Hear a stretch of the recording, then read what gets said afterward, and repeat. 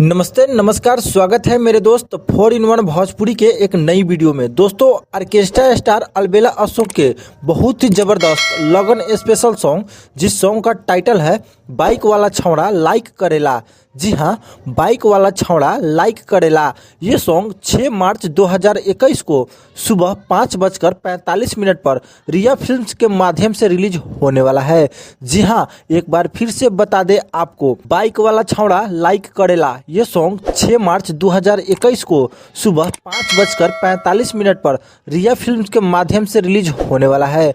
जबकि इस सॉन्ग के गीतकार हैं मासूम नितेश, संगीत विकेश भोजपुरिया, रिकॉर्डिंग ज्योति रिकॉर्डिंग स्टूडियो लवखान। दोस्तों, आप सब इस सॉन्ग को जरूर सुने और जिस तरह दिल लेके भागल एगो गुंडा सखी को प्यार आशीर्वाद दिए थे, उम्मीद करते हैं उसी तरह इस गाने को भी प्यार आशीर्वाद देंगे। तो याद रहे, 6 मार्च 2021 को सुबह 5:45 पर ज्यादा से ज्यादा लोग सुने और लाइक कमेंट शेयर करके अपना प्यार आशीर्वाद दे।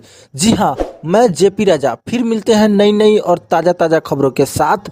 तब तक के लिए बने रहें सबसे तेज व विश्वसनीय न्यूज चैनल 4-in-1 भोजपुरी के साथ। जय भोजपुरी।